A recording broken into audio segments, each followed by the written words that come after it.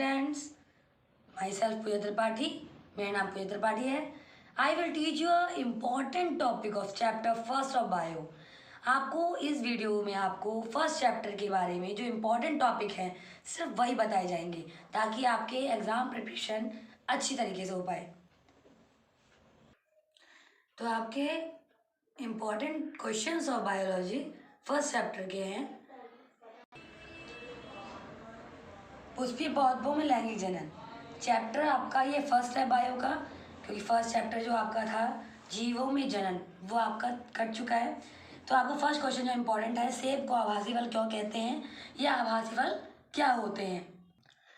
फल निषेचन की क्रिया के बाद जब निषेचन होता है तो उसके बाद अंडाशय जो होता है फल में बदल जाता है, लेकिन फल वास्तव में जो होता है परिपक्व अंडाशय कहलाता है। मतलब अंडाशय जब मैच्योर हो जाता है, पूरी तरह से परिपक्व हो जाता है, लक्षण उसके पूरी तरह से मैच्योर हो जाते हैं, तब वो परिपक्व अंडाशय ही फल कहलाता है। लेकिन जिसमें बीज होते हैं, परिपक्व अंडाशय की भित्ति फल भित्ति का निर्माण करती है, जो मतलब कि अंडाशय की जो लेयर होती है बाहर की, वो फल का जो कहते हैं चोल बनाती है। मतलब एक ऐसा बोल सकते हैं आप, जो छिलके के रूप में होती है, जिसे हम कहते हैं फल भित्ति कहते हैं।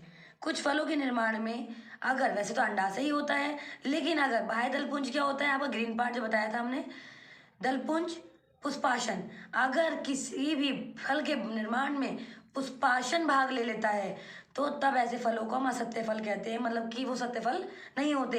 सत्य फल वही होते हैं जो कि परिपक्व सिर्फ अंडाशय से बनते हैं।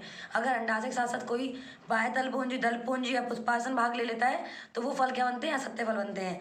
एग्जाम्पल क्या है इसके, सेब, नाशपाती, स्ट्रॉबेरी। तो आपको सेकेंड इंपॉर्टेंट क्वेश्चन है, दोहरा निषेचन किसे कहते हैं। ठीक है, तो आपको इस वीडियो में सारे ही इंपॉर्टेंट क्वेश्चन मिलेंगे, इसलिए हमारी वीडियो को अंत तक देखें।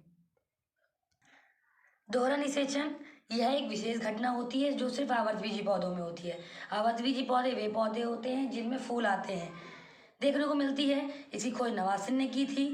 इसमें क्या होता है, निषेचन के समय, जब निषेचन में दोनों अंडाणु और परागकण मिलते हैं, निषेचन के समय पराग नलिका भ्रूण कोश में जाकर फट जाती है। पराग नलिका जो होती है वो आपकी भ्रूण को जाकर फट जाती है, जिसके कारण क्या होता है, दो नर युग्मक निकलते हैं। मतलब परागकण कितने होते हैं, दो मिल जाते हैं। एक नर युग्मक जो होता है वो स्वतंत्र, दो नर युग्मक जब निकल जाते हैं तो एक नर युग्मक अंडकोशा मतलब कि अंडाणु से संयोजन मतलब जुड़कर एक युग्मनज का निर्माण करता है, उसे हम सत निषेचन कहते हैं। जो एक बार में निषेचन हुआ, एक नर युग्मक ने अंडकोशा के साथ मिलकर किया, उसे हम सत निषेचन कहेंगे। और जो दूसरा नर युग्मक होता है, युग्मनज क्या होता है, द्विगुणित होता है, जो बाद में भ्रूण का निर्माण करता है। ठीक है, जो आपका युग्मज बन गया, पहली बार निषेचन हो गया तो उसमें क्या बन गया, वो द्विगुणित बन गया, और अब क्या बनेगा, वो भ्रूण बन जाएगा।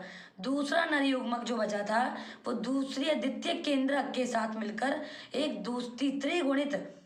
त्रिगुणित भ्रूणपोष बना लेता है, जो कि इस क्रिया के बाद केंद्रक जो होता है वो आपके जो दूसरा वाला नर युग्मज बना है, जो दूसरे अंडकोशा से नहीं मिलकर बना, किससे बना है, द्वितीय केंद्रिका से, द्वितीय केंद्र से मिलकर बना है, वो पहले वाले भ्रूण को क्या देता है, पोषण देता है। दो बार निषेचन होता है, इस वजह से हम इसे दोहरा निषेचन कहते हैं। देखो लिखा भी है यहाँ पे, इसी कारण इस प्रकार दोनों ही युग्मक निषेचन में भाग लेते हैं, अतः निषेचन दो बार होता है। इसी कारण इस क्रिया को द्विनिषेचन कहते हैं और इसको त्रिसमेकन भी कहा जाता है। तो आपका थर्ड इंपॉर्टेंट क्वेश्चन है, बहुभ्रूणता किसे कहते हैं। बहुभ्रूणता एक बीजांड से, जैसे अंडाशय में अंडाणु बनते हैं, बीजांड में बीज होते हैं। ठीक है, फल की बीज में भी यही चेंज होते हैं बीजांड। एक बीजांड या बीज में से एक से अधिक भ्रूण का उत्पन्न होना बहुभ्रूणता कहलाता है। अगर बीज कई भ्रूणों में बट जाए तो उसे हम क्या कहते हैं, बहुभ्रूणता। बहु मतलब बहुत सारे, और भ्रूण मतलब कि जो बीजों के बटने से बनते हैं। अनावर्त बीजी पौधे जिनमें फूल नहीं आते, अनावर्त बीजी पौधों में यह सामान्य घटना होती है, परंतु आवर्त बीजी पौधों में कभी कभी पाई जाती है। बहुभ्रूणता की खोज एंटोनी वॉन ल्यूवेनहुक ने की थी, संतरे की बीजों में की थी। ठीक है, क्योंकि आप जानते हो संतरे के बीजों में काफ़ी बीज होते हैं। यद्यपि एक बीज से बहुत सारे भ्रूण विकसित हो जाते हैं, परंतु इनमें से एक ही भ्रूण सक्रिय होकर पौधों की अगली पीढ़ी को जन्म देता है। बीज बहुत सारे होते हैं बहुभ्रूणता के द्वारा जो उत्पन्न होते हैं, बट एक ही बीज आगे आने वाली पीढ़ी के लिए काफ़ी इम्पॉर्टेंट होता है। आगे आने वाली पीढ़ी के लिए, नए पौधे लगाने के लिए एक ही भ्रूण सक्रिय हो पाता है। तो अब आपका 4th इम्पॉर्टेंट क्वेश्चन है, पर परागण और स्वपरागण में अंतर। स्वपरागण और परपरागण में जो अंतर है वो हम पढ़ेंगे। स्वपरागण क्या होता है? आप सभी जानते हैं परागण क्या होता है। परागण में किसी मादा भाग के वतिकाग्र तक पराग कणों का पहुंचना, पराग कोश से पराग कणों का निकलकर किसी मादा के वतिकाग्र तक पहुंचने की जो प्रक्रिया होती है उसे हम परागण कहते हैं। अब स्वपरागण और परपरागण 2 प्रकार के होते हैं, तो आज हम अंतर पढ़ रहे हैं। देखिए यहाँ ध्यान से, स्वपरागण में एक पुष्प के परागकण, एक ही फूल के परागकण उसी फूल के या उसी पौधे के किसी अन्य फूल के, मतलब स्वपरागण 2 प्रकार से हो सकता है। या तो एक ही फूल में नर और मादा भाग हो तो उनके बीच अगर परागण होता है तो भी स्वपरागण कहलाएगा। और अगर एक पौधा के 2 फूल है, एक नर भाग और एक मादा भाग, उन दोनों के बीच अगर निषेध परागण होता है तो भी स्वपरागण कहलाता है। अब देखिए परपरागण, इस क्रिया में एक फूल के परागकण उसी जाति के दूसरे फूल लेकिन दूसरे पौधे के, इसमें 2 पौधे अलग अलग हो जाएंगे, ठीक है। एक पौधे का नर भाग और एक पौधे का मादा भाग, लेकिन जाति उसी फूल की होनी चाहिए। मतलब कि जैसे कि अगर गुलाब का फूल है तो गुलाब की जाति होनी चाहिए अगली भी, ठीक है। वतिकाग्र तक पहुंचते हैं तो 2 अलग अलग पौधों पर चाहे वो एक लिंगी हो या द्विलिंगी, परागण की क्रिया का मुख्य लक्षण है कि बीज उत्पन्न करने के लिए एक ही जाति के 2 पौधों के बीच निषेचन होता है, ठीक है। वैसे परपरागण की जो लाभ और हानियां हैं एकदम मैं आपको समझकर बता देती हूँ।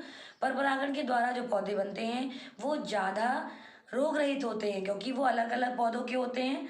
लेकिन स्वपरागण में ये हानि है क्योंकि वो एक ही जाति के पौधे होते हैं और इस वजह से एक ही फूल में होते हैं और उसमें रोग ज़्यादा लग सकते हैं।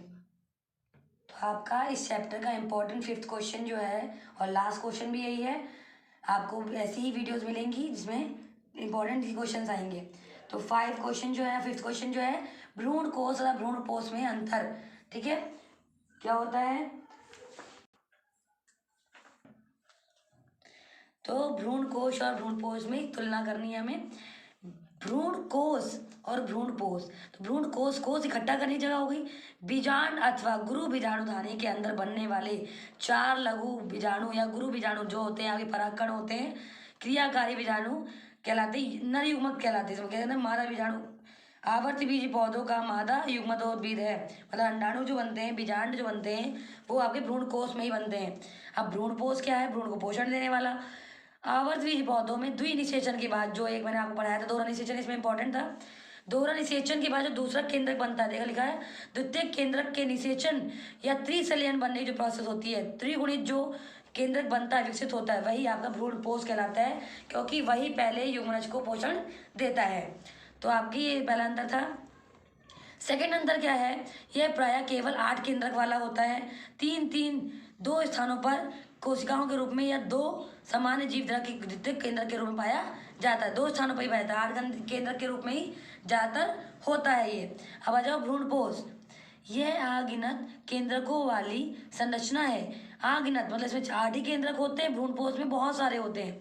फिर यह त्रिगुणित संरचना होती है, यह अगुणित होती है और ये त्रिगुणित संरचना होती है। और बहुगुणित भी कहा जाता है इसको, त्रिगुणित भी हो सकती है। तो ये 2 अंतर हो गए। तीसरा अंतर देखिए ध्यान से, यह मादा जनन की इकाई को आश्रय देने वाली संरचना है।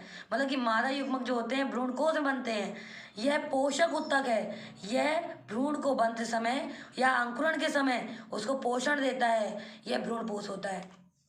आपको हमारी ये वीडियो कैसी लगी हमें कमेंट बॉक्स में ज़रूर बताएं। प्लीज़ हमारी वीडियो को लाइक करें ताकि हमें ऐसी ही वीडियो बनाने के लिए मोटिवेशन मिलता रहे।